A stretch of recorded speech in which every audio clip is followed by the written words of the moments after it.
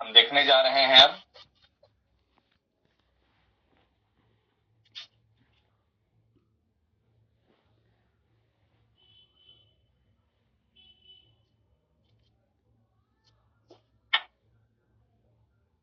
देखिएगा।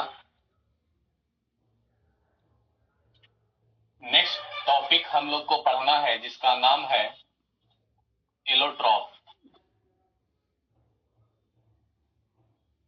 तो सबसे पहले एलोट्रॉप किसको कहते हैं, मतलब एलोट्रॉप का डिफिनेशन क्या होता है, ये पहले हम लोग सीखेंगे।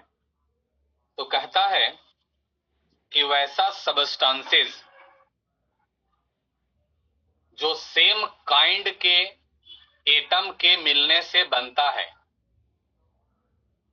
वैसा सबस्टांसेस जो एक ही प्रकार के एटम्स के मिलने से बनता है और उस सबस्टांसेस का फिजिकल प्रॉपर्टीज डिफरेंट होता है लेकिन उसका केमिकल प्रॉपर्टीज सेम होता है।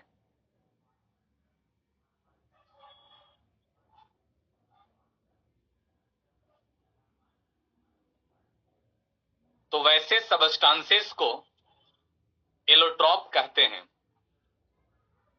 फिर से सुन लीजिए इसका डेफिनेशन। वैसा सबस्टांसेस जो सेम टाइप के एटम के मिलने से बनता है और जिसका फिजिकल प्रॉपर्टीज डिफरेंट होता है लेकिन केमिकल प्रॉपर्टीज सेम होता है, तो वैसे सबस्टांसेस को एलोट्रॉप कहते हैं। मेरे कहने का ये मतलब है कि मान लीजिए कि ये कोई दो सबस्टांसेस है,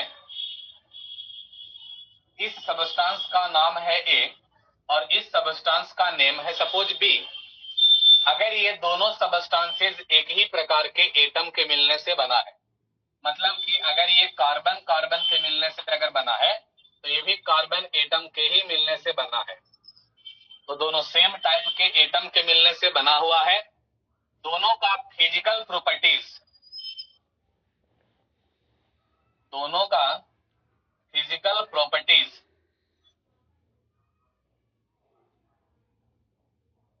डिफरेंट है लेकिन दोनों का केमिकल प्रॉपर्टीज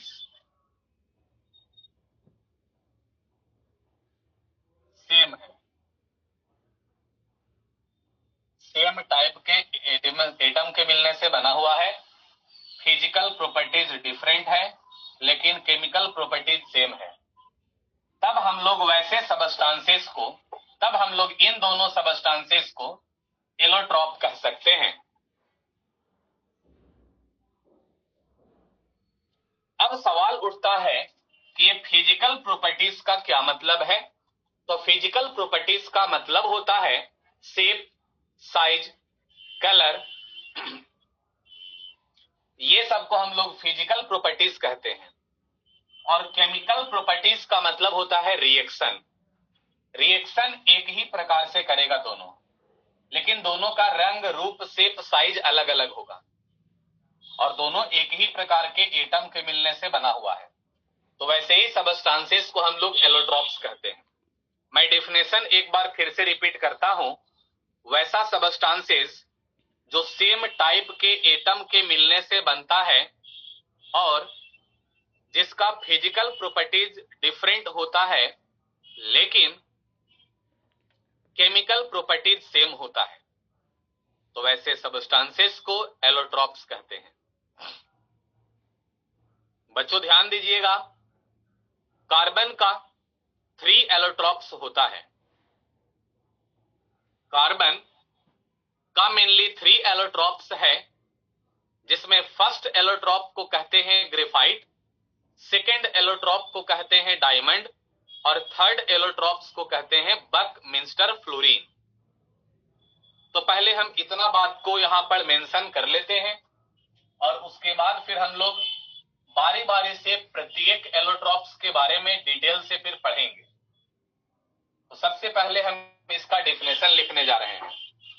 तो डेफिनेशन इसका हम लोग कुछ इस तरीका से लिख सकते हैं कि those substances which are made up of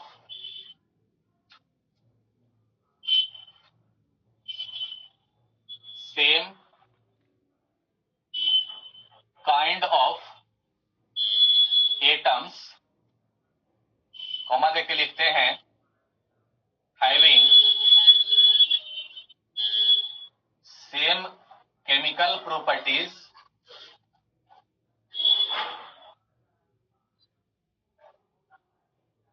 but having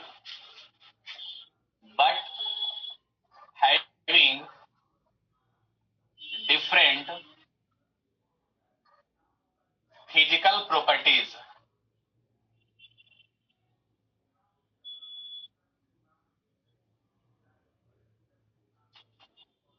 are called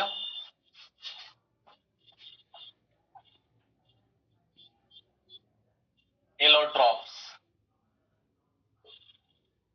ये इसका हो गया डेफिनेशन। जैसा कि मैंने आपको बतलाया है बच्चों कि कार्बन का टोटल 3 एलोट्रॉप्स होता है। There are 3 allotropic forms of carbon. Carbon का 3 एलोट्रॉपिक फॉर्म्स होता है। क्या क्या नाम है? तो फर्स्ट है आपका ग्रेफाइट, सेकेंड है आपका डायमंड और थर्ड है बकमिंस्टर फ्लोरीन। Buckminster fluorine.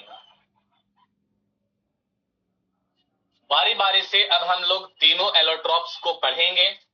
तो सबसे पहले मैं आपको बतलाने जा रहा हूं ग्रेफाइट का। ध्यान दीजिएगा। वैसे तो कहा जाता है कि ग्रेफाइट का कोई स्पेशल पर्टिकुलर डेफिनेशन नहीं होता है हमारे केमिस्ट्री में। हमारे केमिस्ट्री में ग्रेफाइट का कोई स्पेशल डेफिनेशन नहीं है। ग्रेफाइट के 2-3 प्रॉपर्टीज को मिलाकर के ग्रेफाइट को डिफाइन किया गया है सिर्फ। बच्चों ध्यान दीजिए, ग्रेफाइट का कोई स्पेशल डेफिनेशन नहीं होता है, लेकिन ग्रेफाइट के 2-3 प्रॉपर्टीज को मिला करके ग्रेफाइट को डिफाइन किया गया है। अब सवाल उठता है कि वह 2-3 प्रॉपर्टीज आखिर कौन कौन सा है। तो फर्स्ट प्रॉपर्टी है कि ग्रेफाइट कार्बन का एक एलोट्रॉप है। दूसरा प्रॉपर्टी है